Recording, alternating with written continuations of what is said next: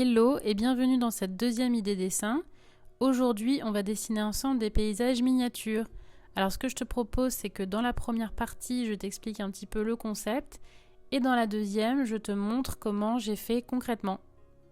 Donc pour ces dessins, je me suis inspirée d'un challenge qui existe sur les réseaux sociaux et notamment sur Instagram qui s'appelle le Credit Card Doodle Challenge, qui consiste en le fait de dessiner dans un petit espace qui correspond à la taille d'une carte bleue.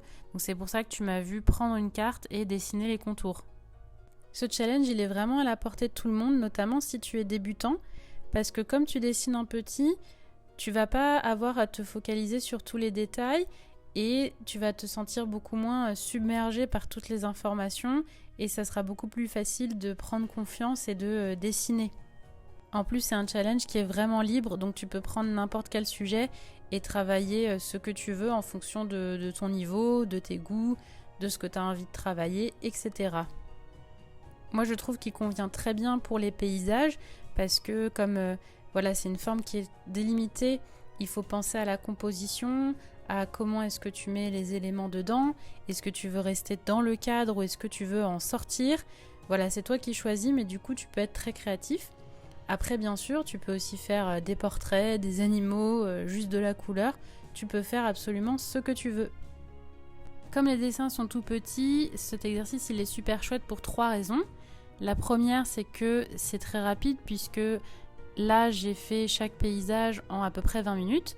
Donc c'est assez simple de trouver le temps de le faire. D'ailleurs, si tu trouves le temps et que ça t'intéresse de participer, tu peux, comme dans toutes les autres idées dessins, poster ton dessin en commentaire de cette vidéo ou bien directement sur la page Facebook où je poste aussi les vidéos et tu peux commenter avec une photo de ton dessin. Je te mettrai le lien en barre de description. La deuxième raison, c'est que, encore une fois, comme c'est petit, tu peux pas trop aller dans les détails, donc ça t'oblige en fait à créer des systèmes pour que ton dessin ressemble à quelque chose sans trop se perdre dans chaque micro-détail. Donc là, moi, par exemple, je dessine un paysage un petit peu de forêt et si je me perdais dans toutes les feuilles, tous les buissons, tous les brins d'herbe, etc., ça serait très fouillis parce que c'est tout petit. Donc j'ai dû un petit peu, entre guillemets, m'obliger à simplifier la chose. Et le troisième avantage, encore une fois, comme c'est tout petit, tu peux en faire plein et ça te permet en fait de t'améliorer très rapidement. Parce que par exemple, si tu dessines un paysage très grand et qui te prend plusieurs heures et que tu fais des erreurs, le temps que tu t'aperçoives de ton erreur, tu as peut-être déjà passé plusieurs heures sur ton dessin et il va falloir tout recommencer. Là, en fait, comme c'est tout petit, tu peux vraiment apprendre, faire des erreurs et recommencer beaucoup plus vite et du coup t'améliorer. Parce que quand on dessine, c'est vraiment la répétition qui fait qu'on progresse. Et puis en plus, les possibilités créatives sont vraiment infinies.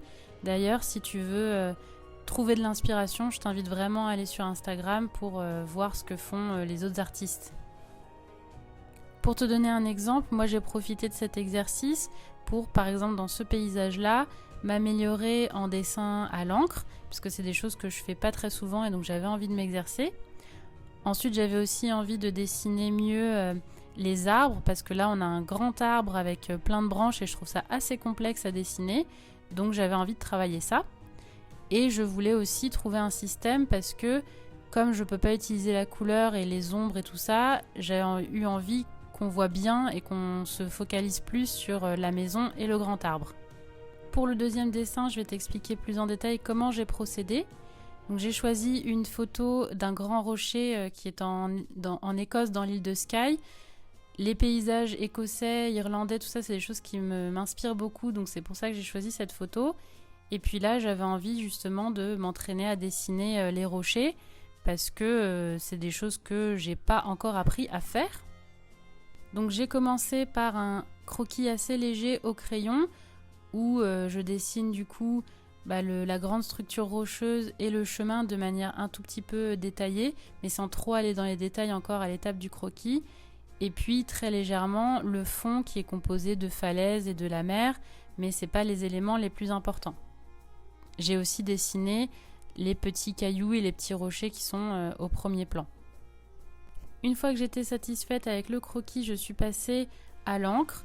J'utilise deux stylos à encre différents, un en 0,4 et un en 0,2 et je vais t'expliquer pourquoi j'utilise les deux.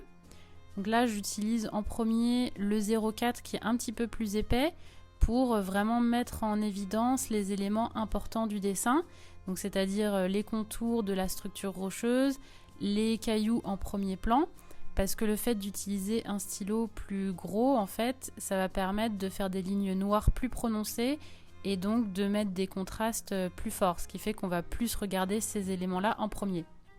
J'en ai aussi profité pour faire les ombres principales de la structure rocheuse pour qu'on voit bien comment elle est structurée, ainsi que le chemin pour qu'on voit bien en fait qu'on puisse décrire la scène et qu'elle soit compréhensible. Et une fois que j'ai fini de mettre les éléments principaux avec ce feutre épais, je vais passer au stylo un peu plus fin, donc en 0,2 pour aller plus dans les détails. Donc ça va être tout ce qui va me permettre de délimiter les espaces entre l'herbe et les différents rochers, peut-être quelques ombres un petit peu plus subtiles. Ça va permettre un petit peu mieux de décrire la nature en fait du rocher avec toutes les aspérités entre les petites roches, tous les petits brins d'herbe, les petites ombres un petit peu plus légères et détaillées du chemin.